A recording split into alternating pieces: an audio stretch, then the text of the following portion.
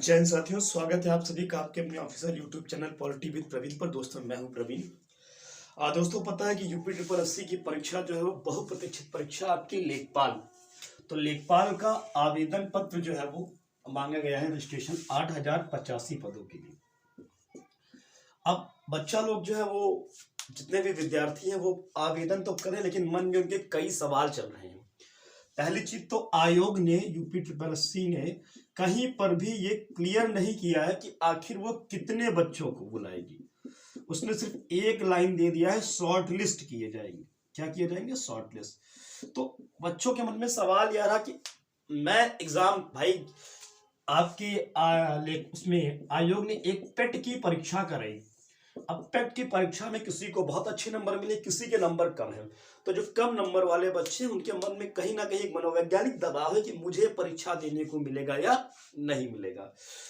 तो आज उसी मुद्दे को लेकर छोटा सा वीडियो मैंने बनाया है। कुछ प्रश्न लिखे हैं, कब होगा एग्जाम। सबसे पहला सवाल आपका ये, क्या होगा न्यूनतम परसेंटाइल।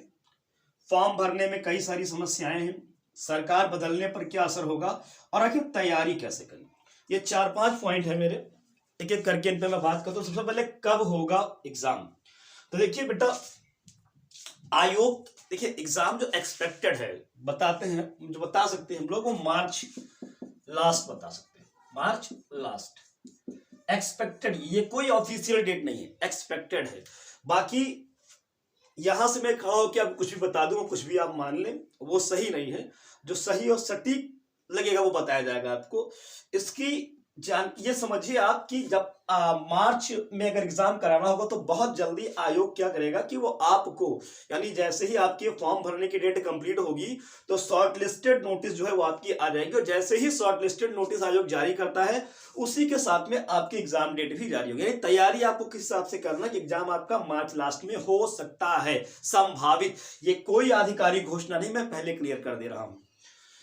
क्या होगा न्यूनतम परसेंटाइल। तो देखो भैया, किसी भी भर्ती में जो होता है, आपने देखा होगा कि 15 गुने बच्चे, 20 गुने बच्चे बुलाए जाते हैं। 8085 पोस्ट है।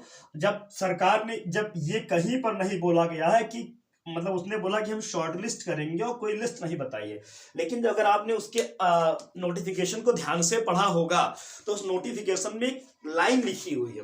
वो लाइन ये लिखी हुई है कि परीक्षार्थियों की संख्या अधिक होने के कारण परीक्षा जो है वो 2 दिनों में आयोजित कराई जा सकती है, और ऐसा कुछ होगा तो क्या होगा कि नॉर्मलाइजेशन होगा।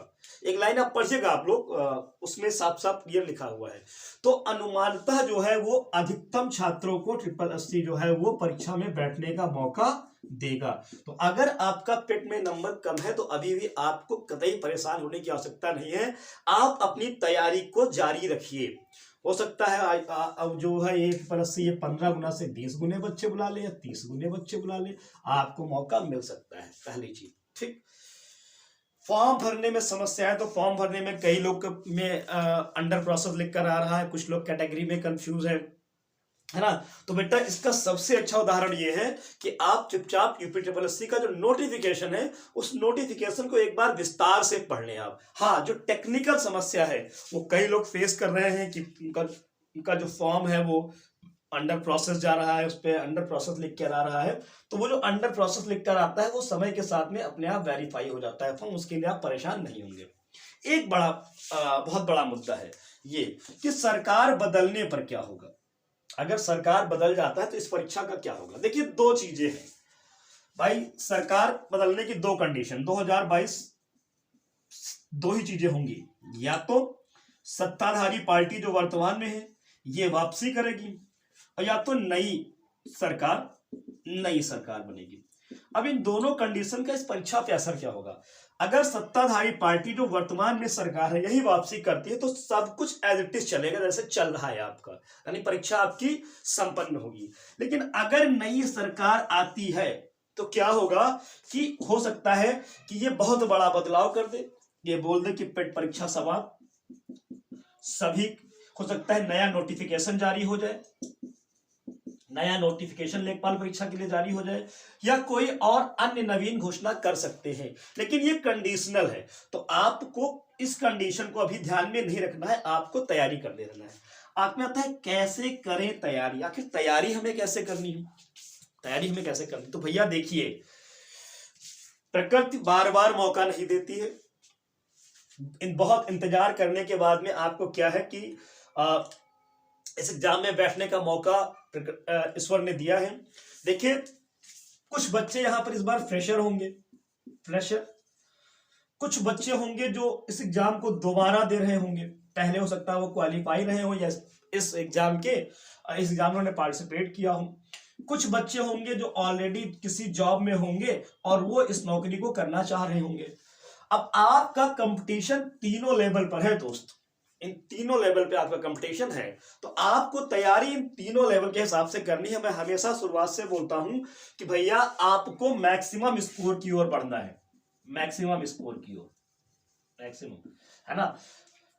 पढ़ाई कैसे करें, तो दोस्तों दुनिया में ऐसा कोई विज्ञान नहीं बना हुआ है जो आपको ये बता सके कि आपको पढ़ाई कैसे करनी है।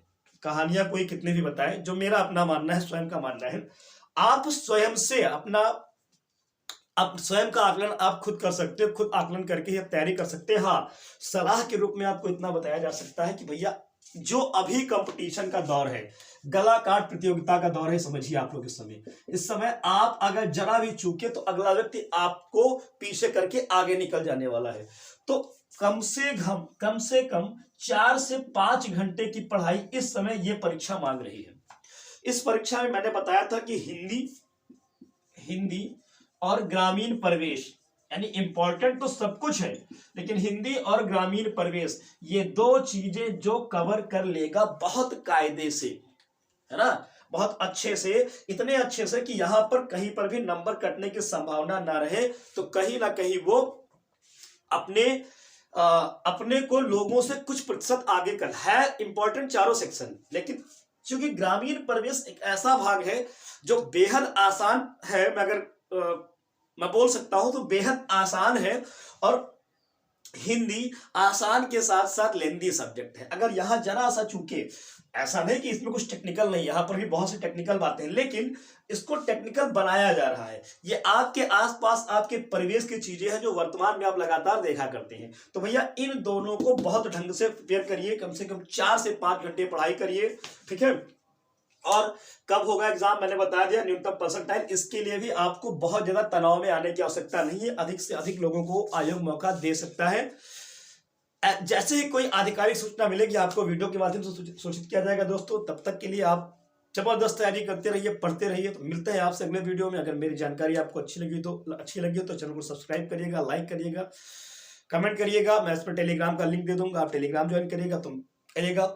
मिलते हैं आपसे नए अपडेट के साथ, तब तक के लिए जय हिंद, जय भारत।